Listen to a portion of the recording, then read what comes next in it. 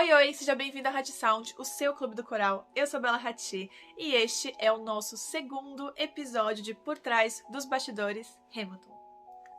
Bom, o nosso episódio de hoje é sobre o quão verídico o musical Hamilton é. Então, professores de história, por favor, se alguma coisa que não sair como deveria, me corrijam ou qualquer coisa do tipo. Ou qualquer curiosidade que você tiver também, fica à vontade aqui de deixar nos comentários que eu vou adorar ler.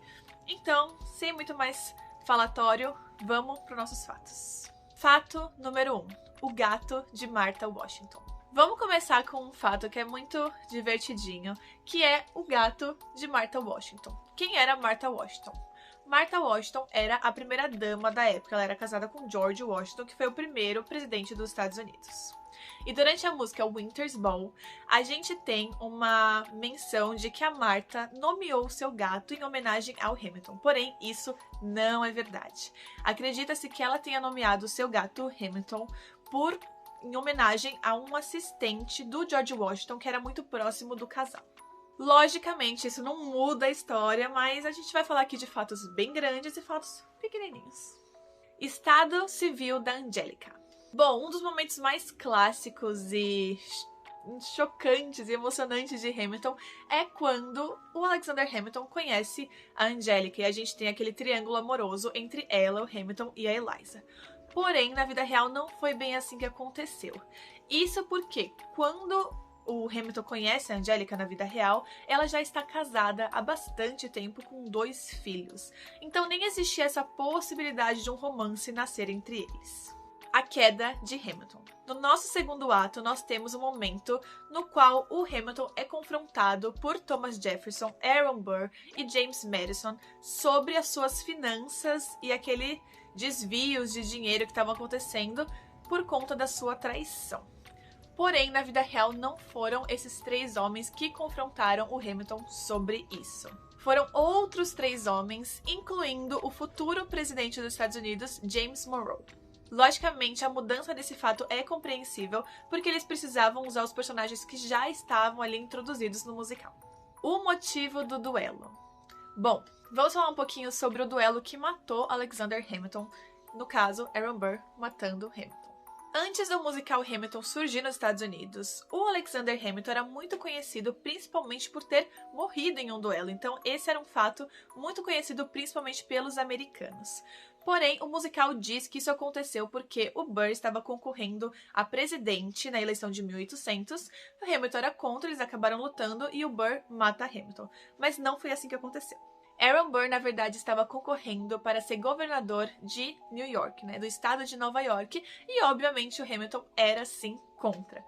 Porém, vazou aí, deu uma vazada, que o Hamilton tinha mandado uma carta para o sogro do Burr, dizendo que ele não era um homem confiável e não era era um homem perigoso e não confiável na política.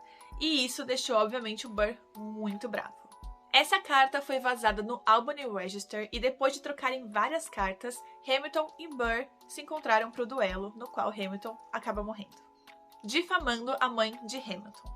Uma das nossas primeiras informações sobre o Alexander Hamilton no musical é que ele era filho de uma prostituta, porém não há provas disso. Na verdade, a mãe de Hamilton nasceu numa família muito respeitada daquela época. Só que o que acontece? Hamilton é fruto de um caso.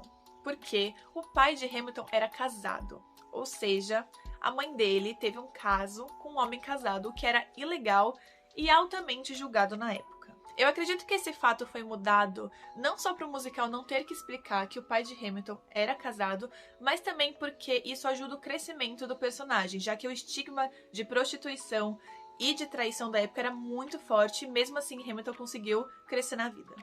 Árvore genealógica da família Schuyler. Quando a nossa personagem incrível e maravilhosa, Angélica, conta sobre a sua paixão por Hamilton, ela deixa muito claro o seu papel social que impede ela de gostar de Alexander Hamilton. A gente já descobriu que, na verdade, ela era casada, mas, além disso, ela fala sobre como o pai dela não tem filhos, ela é a mais velha, então ela precisa crescer a família, ela precisa casar com alguém rico e, obviamente, com títulos. Porém, na verdade, Philip Schuyler tinha sim filhos. Na verdade, ele tinha vários filhos. e filhas. Então isso também não é verdade. Logicamente o musical mudou isso, modificou esse fato para deixar a história mais forte e porque não vem ao caso saber que na verdade ela tem irmãos e que ela não precisaria casar com alguém mais importante porque ela tem irmãos para fazer isso. Mas como na vida real a Angélica já era casada, ela realmente não teve esse caso com Hamilton, esse era um jeito fácil de fortalecer essa história de que ela não poderia estar com Hamilton de jeito nenhum. A relação de Hamilton e Aaron Burr. O musical deixa muito claro que Burr e Hamilton se conhecem bem no comecinho de suas carreiras, porém não há nenhuma prova de que isso aconteceu.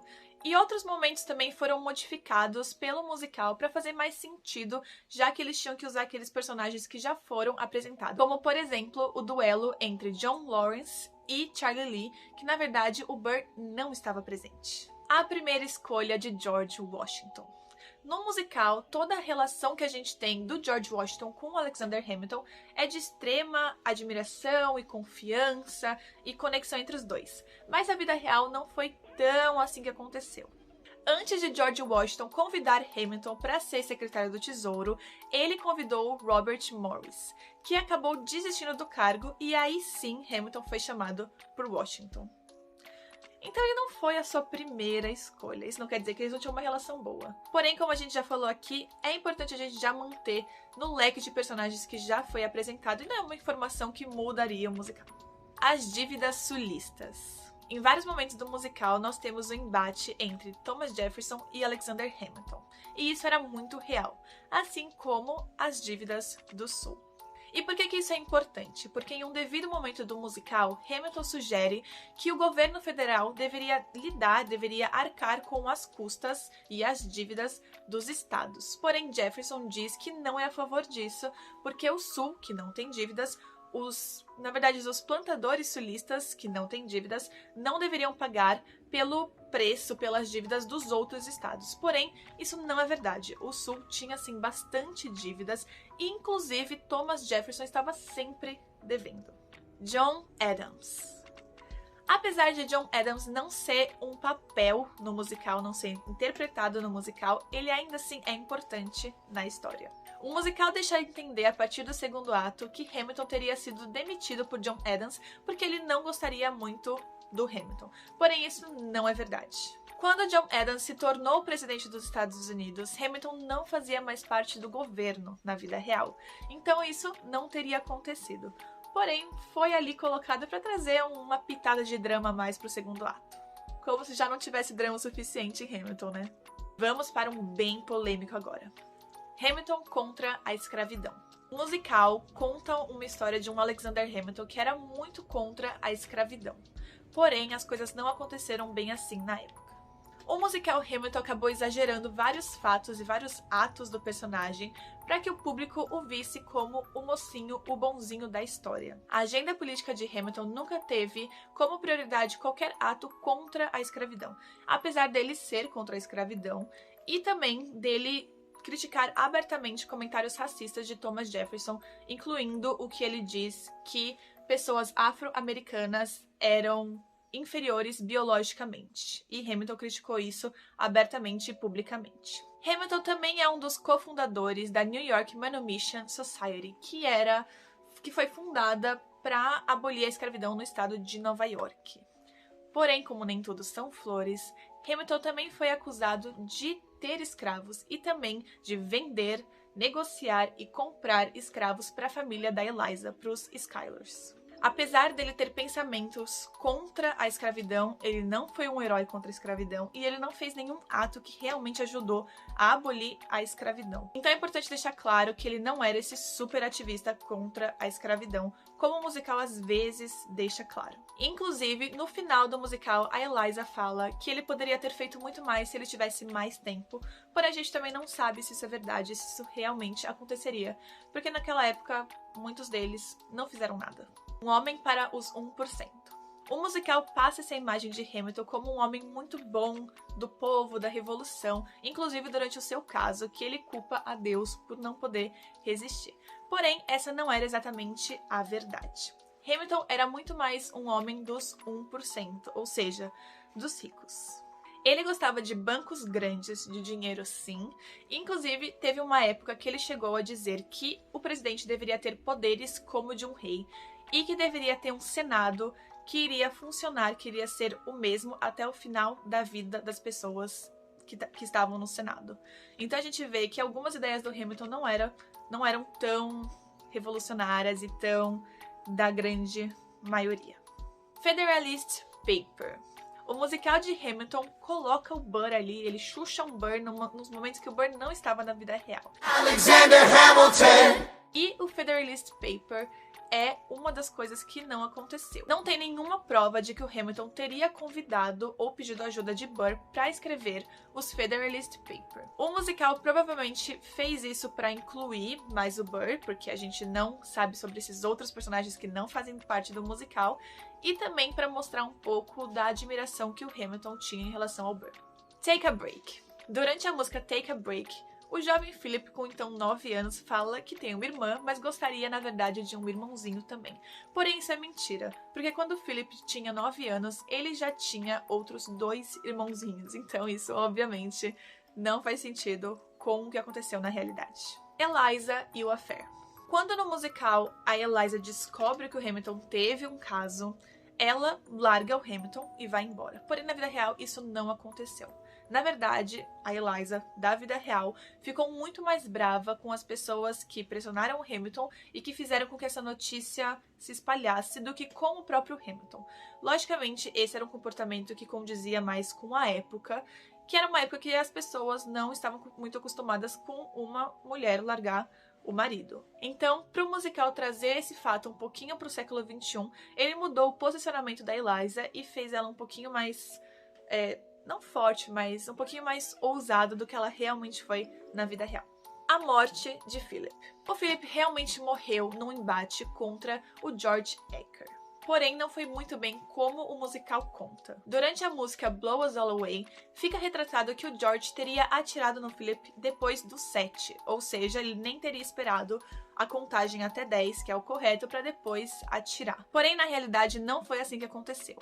Durante o embate, os dois esperaram até os 10 segundos e ficaram cerca de 1 minuto depois da contagem, apenas ali se encarando, até que o George realmente atira no Philip. Essa bala pega no quadril dele e ele morre no dia seguinte. Então é importante também falar um pouquinho isso, porque todo mundo fica, nossa, esse menino não tinha qualquer tipo de respeito, qualquer tipo de educação, qualquer tipo de nada. Mas na verdade, ele não atirou no 7, ele realmente esperou até a contagem dos 10.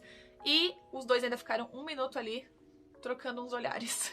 E já que a gente já tá falando aqui entre trocar olhares, a gente vai pro nosso último fato, que vamos corrigir ali, só que esse é um pouquinho mais difícil, porque eu não tô dizendo nem que é verdade, nem que é mentira. E é um fato muito polêmico. John Lawrence e Hamilton. Apenas amigos? Apesar de Hamilton ser um musical mais focado na carreira e nos feitos de Alexander Hamilton, nós temos vários potenciais relacionamentos amorosos durante o musical pro Hamilton. A gente tem a Eliza, que é casada com ele, a gente tem a Angélica, que é a sua cunhada, que ele tem uns flertes ali, o musical meio que coloca ela como aquele amor que ele nunca conseguiu, e a gente também tem a Maria Reynolds, que é o caso que ele tem depois que ele já é casado com a Eliza. Porém, temos mais uma especulação de outro caso da vida de Alexander Hamilton. Apresentado como um dos melhores amigos, se não o melhor amigo de Hamilton, John Lawrence, já deixou muito na dúvida aí se ele realmente era só um amigo. Muitas pessoas acreditam que o Lawrence e o Hamilton teriam vivido um caso, um romance ali naquela época, devido a cartas que eles trocavam, que tinham mensagens bem... não necessariamente românticas, mas muito carinhosas e que hoje em dia poderiam ser interpretadas de uma maneira diferente. Claro que não temos como confirmar isso, porque não há nenhum relato, até porque na época ser homossexual era crime, ou seja, não teria nem se eles quisessem deixar um pouquinho claro, não teria como, e eu também acho que eles não iriam querer deixar claro isso. Então é uma coisa que a gente nunca vai saber. Tem gente que acha um absurdo achar isso, que não tem nada a ver, e tem gente que tem quase certeza que eles realmente tinham alguma coisa. Eu vou ler um trechinho de uma carta de Hamilton pro Lawrence de 1779. Frio em minhas profissões, caloroso em minhas amizades. Eu desejo, meu caro Lawrence, poder estar em meu poder, por ações ao invés de palavras, convencê-lo de que te amo.